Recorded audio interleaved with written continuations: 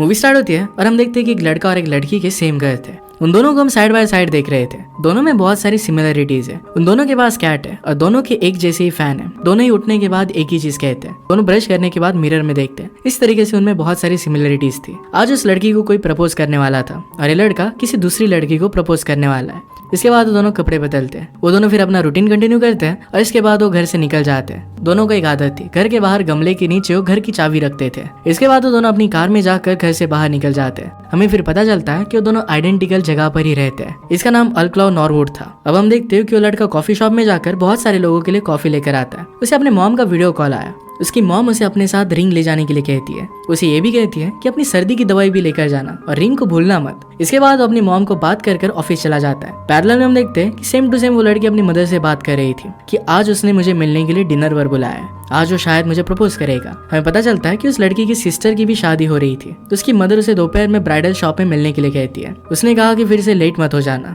इसके बाद हमें पता चलता है कि उस लड़के का नाम है ग्रिफिन। वो अपने सारे फ्रेंड्स को कॉफी दे देता है। उसके फ्रेंड उसे बता रहे थे कि किस तरीके से उसे अपनी गर्लफ्रेंड को प्रपोज करना चाहिए। इसके बाद हमें उस लड़की का नाम पता चलता है। इसका नाम था मार्गोट और वो एक रियल एस्टेट एजेंट थी। वो अपनी ऑफिस में उसकी फ्रेंड से बात कर रही थी कि उसे अपनी बहन की ड्रेस सिलेक्शन में दोपहर पर जाना पड़ेगा। आज शाम उसकी डेट है। इसके बाद हम देखते हैं कि अपनी मदर और सिस्टर के साथ वो ड्रेस ट्रायल दे रही थी। यहाँ पर उसकी सिस्टर के साथ उसका झगड़ा हो जाता है। उसकी सिस्टर उसे कहती है कि जिस डेट के बारे में तुम कह रही हो, वो दोनों फिर और भी ज्यादा झगड़ने लग गए। सिस्टर ने कहा कि तुम मेरी वेडिंग में मत आना। मदर ये देख रही थी और उन दोनों में सुलह कर देती है।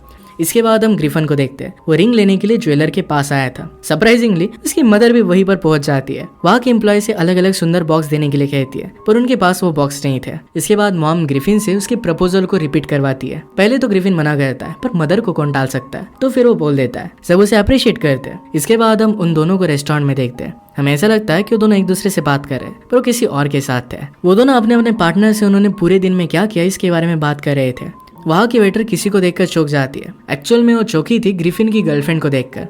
ग्रिफिन की गर्लफ्रेंड एक मॉडल थी।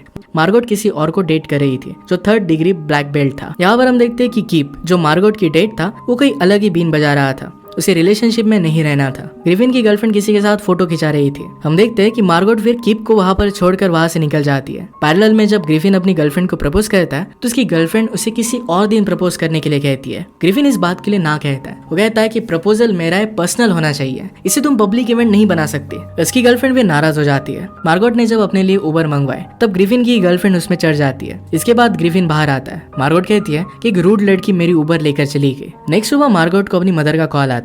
उसे उसकी सिस्टर की वेडिंग के लिए रेडी होने के लिए कहती है। इसके बाद हम ग्रिफिन को देखता है जो रेडी होकर नीचे जाता है और वहां पर अपनी गर्लफ्रेंड को देखकर सरप्राइज हो जाता है। इसके बाद वो एक दूसरे को सॉरी कहते हैं और फिर सुलह कर लेते हैं। उसकी गर्लफ्रेंड ने नोटिस किया कि ग्रिफिन ने उसका टूथब्रश यूज किया। इस बात से वो गुस्सा हो गए और ट्रस्ट के बारे में बात करने लग गए। जाते जाते फिर वो ग्रिफिन को रात में एक पार्टी के लिए इन्वाइट कर जाती है। ग्रिफिन इसके लिए उसे मना करता है क्योंकि उसे अपने फ्रेंड के साथ जाना था। अगले सीन में हम देखते हैं कि ग्रिफिन अपने फ्रेंड्स के साथ एक बाथ हाउस की पार्टी में आया हुआ था। सब लोग वहां पर मसाज करवा रहे थे। ग्रिफिन अपने दोस्तों से बात करता है और उसकी गर्लफ्रेंड उसे सपोर्ट करती है। इसके बाद वो सब लोग मिलकर एंजॉय करते हैं और सब लोग बहुत ड्रंक हो गए। ग्रिफिन फिर अपने सारे फ्रेंड्स को कैब में भेज देता है। इसके बाद हम मार्गोट और उसकी फ्रेंड को देखते हैं जो एक ब्यूटी पार्लर में बैठे थे। मार्गोट बहुत ही दुखी थी। वो दोनों मिलकर फिर एक प्लान बनाते हैं। कीप को किसी ने देखा नहीं था तो किसी और को एज अ कीप वो लेकर जा सकती है। किसी को भी वो टिंडर वगैरह से पिकअप कर सकती थी। दूसरी तरफ ग्रिफिन अपने घर पर आता है और अपनी चाबी ढूंढ रहा था, पर उसे वो मिलती नहीं। वो फिर अपनी स्पेयर चाबी गमले के नीचे से निकाल कर अंदर आ जाता है। अंदर आकर वो फ्रिज से आइसक्रीम निकाल कर खाता है। उसे आइसक्रीम जरा अलग लगती है। अंदर जाकर फिर उसने शॉवर लिया और फिर वो सो जाता है। मार्गोट भी थोड़ी देर में अपने घर पर आती है। आकर अपने बेड पर वो सो रही थी और तभी वो ग्रिफिन पर गिर गई। ग्रिफिन इस बात से शॉक हो जाता है और चिल्लाने लगता है। दोनों यहाँ पर एक दूसरे को देखकर शॉक हो गए थे। दोनों कहते कि तुम कौन हो। वो दोनों को लग रहा था कि उनका हाउस है। ग्रिफिन को लग रहा था कि उसका हाउस है, पर वो मार्गोट के हाउस में आ गया था। मार्गोट उसे चोर समझकर पुलिस को कॉल लगा देती है। पुलिस ने कॉल उठाया तो मार्गोट ने कहा कि मेरे घर में कोई घुस कर आया है। पुलिस कहती है कि अगर आपके पास कोई हथियार है तो उसका आप यूज कर सकते हो। ग्रिफिन फिर डर कर नीचे गिर जाता है। इसके बाद फिर मामला शांत होता है। मार्गोट की डोर बजती है। मार्गोट ने डोर खोला तो वहां पर कीप खड़ा था। वो अपना टक सूट लेने के लिए आया हुआ था। वो दोनों बात ही कर रहे थे तभी ग्रिफिन सीढ़ियों से नीचे गिर जाता है। कीप मार्गोट से पूछता है कि ये कौन है, यहाँ पर कर क्या रहा है। ग्रिफिन ने कहा कि मैं एक लॉयर हूँ और तुम्हें शर्म आनी चाहिए क्योंकि तुमने मार्गोट के साथ ब्रेकअप किया। अब मार्गोट चाहती थी कि कीप उसकी जिंदगी से पूरी तरीके से चला जाए और इसी वजह से उसके सामने वो ग्रिफिन को किस कर लेती है। कीप फिर वहां से चला जाता है। इसके बाद मार्गोट ने ग्रिफिन से माफी मांगी कि उसने उसके साथ ऐसा किया। मार्गोट उसे कहती है कि मेरी सिस्टर की वेडिंग है और मेरे साथ आने के लिए अब कोई भी नहीं है, अगर तुम चाहो तो मेरे साथ आ सकते हो। उसे हेल्प मांग रही थी। ग्रिफिन ये सुनकर वहां से चला जाता है, पर वो थोड़ी देर में वापस आ गया। उसे कहता है कि वेडिंग में 8 बजे से पहले मुझे वापस जाना पड़ेगा। ग्रिफिन की हाथ सुनकर मार्गोट बहुत ही ज्यादा खुश हो गए। वो दोनों फिर वेडिंग में जाने के लिए रेडी हो जाते हैं। मार्गोट उसे कहती है कि वेडिंग में तुम्हें किप बनकर आना पड़ेगा। उसने ग्रिफिन को वही सूट दे दिया जो उसने किप के लिए बनवाया था। वो दोनों फिर एक दूसरे के सामने इंट्रोड्यूस करते हैं और फिर वेडिंग में जाने के लिए रेडी हो गए थे। वो गाड़ी में बैठे तो एक तो गाड़ी शुरू नहीं होती। मार्गोट भी बहुत ही थकी हुई थी। इसके बाद तो दोनों सीट चेंज कर लेते हैं। यहाँ पर दोनों अपनी अपनी डेट के बारे में बात कर रहे थे। मार्गोट क्लेमेंटाइन के बारे में जानने के बाद उसे कहती है कि क्लेमेंटाइन एक फ्रूट को सिंपलाइज करता है। वो बाहर से ऑरेंज और मीठा दिखता है, पर जब आप उसे टेस्ट करते हो तो बहुत ही गंदा होता है। इसके बाद मार्गोट ग्रिफिन को जल्दी से गाड़ी मोड़ने के लिए कहती है। गाड़ी ड्रिफ्ट होकर स्नो में जाकर लगी। जहाँ मार्गोट को अपनी सिस्टर के लिए ब्राइडल सूट पिकअप करना था, वो शॉप अब बंद हो चुका था। मार्गोट फिर शॉप के पीछे गई, पर वहां से भी अब बंद था। मार्गोट कहती है कि मैं यहाँ से चढ़ सकती हूँ। ग्रिफिन ने कहा कि यह तो चोरी है, पर इसके सिवा और कोई भी ऑप्शन नहीं था। ग्रिफिन ने कहा कि मेरी हाइट तुमसे ज्यादा है, मैं इस पर आसानी से चढ़ सकता हूँ। इसके बाद तो दोनों अंदर जाने की बहुत कोशिश करते हैं। ग्रिफिन अंदर जाकर फिर वेल लेकर आता है। जैसे ही वो कार में बैठे तो कार का इंजन डाउन हो गया था। दोनों को फिर चलकर ही जाना पड़ता है। चलते चलते दोनों अपनी फैमिली के बारे में बात करते हैं, कैसे ग्रिफिन एक लौता ही बेटा था, सारी जिम्मेदारियां उसे उठानी पड़ती है। मार्गोट भी उसे अपनी सिस्टर के बारे में सारी बातें बताती है। तभी वहां पर एक घोड़ा गाड़ी आई। मार्गोट उसे रोकने के लिए जोर से उसके पीछे दौड़ती है। वहां पर उसका जूता निकल जाता है और ग्रिफिन ने लेकर आया। उस कैरेज में एक ओल्ड कपल था, वो उन्हें उनके साथ बिठा लेते हैं। ग्रिफिन उनसे पूछता है कि आपके आज प्लान्स क्या है। उन्होंने कहा कि आज हमारी मैरिज एनिवर्सरी है। हर मैरिज एनिवर्सरी पर वो अपनी वाइफ को एक न्यू रेस्टोरेंट पर लेकर जाते थे। इसके बाद वो लेडी कहती है कि 58 ईयर्स से हम दोनों मैरिड है, आज भी मेरे हस्बैंड बहुत ही रोमांटिक है। मार्गोट को उनका कोट बहुत पसंद आता है। उन लेडी ने कहा कि इसी कोट की वजह से हम दोनों की मुलाकात हुई थी। ग्रिफिन कहता है कि इसके पीछे तो बहुत अच्छी स्टोरी होगी। इसके बाद वो स्टोरी बताने लगती है। ये बारिश से भरे अक्टूबर की बात थी। उन लेडी के हस्बैंड अपने फ्रेंड हैंक से मिलने के लिए बाहर आए थे। तभी वहां पर उन्होंने एक फेरी में एक बहुत ही सुंदर सी लड़की देखी। उन्हें वहीं पर उससे प्यार हो गया था। वो उनके पीछे भागे थे, पर उन्होंने उसे खो दिया था। दूसरी बार जब वो मूवी देखने के लिए गए तो एक सीट छोड़कर उनके पास एक लड़की बैठी हुई थी और ये वही लड़की थी। उसने वही पिंक कोट पहना हुआ था। मूवी खत्म होने के बाद उन्होंने उसे डिनर के लिए पूछा, पर उस लड़की ने उन्हें मना कर दिया। इसके बाद उन्होंने उसे फोन नंबर के लिए पूछा, पर फिर भी उसने मना कर दिया था। एक दिन फिर वो अपने फ्रेंड से मिलने के लिए गए थे और फिर से उस लड़की से मिले। उसी के बाद से उन दोनों की रिलेशनशिप की शुरुआत हुई थी। थोड़ी देर उन्होंने बात की और लेडी कहती है कि हमें लेने के लिए हमारा बेटा आने वाला है। उनकी डेस्टिनेशन अब आ गई थी और मार्गोट को अपना कोट वो दे देती है। वो कहती है कि तुम्हें वेडिंग में ये कोट पहनना चाहिए। मार्गोट कहती है कि आपका लकी कोट है। उन लेडी ने कहा कि अगर यूनिवर्स आपको कोई चीज दे तो आप बहुत ही लकी हो, ये सारी किस्मत होती है, आपको वो चीज ठुकरानी नहीं चाहिए। ये बात सुनने के बाद ग्रिफिन वहाँ के रेस्टोरेंट के कार्ड को अपना क्रेडिट कार्ड दे देता है। कहता है कि इनका सारा बिल इस पर चार्ज कर लेना, कल सुबह आकर मैं इसे लेकर जाऊंगा। इसके बाद कैरेज में बैठकर वो चले जाते हैं। जब डेस्टिनेशन आती है तो मार्गोट भागकर अंदर चली जाती है। वो अपनी सिस्टर को वेल पहनाती है। सिस्टर ने कहा कि तुम्हारे जूते गंदे, इसे बदल कर लाओ।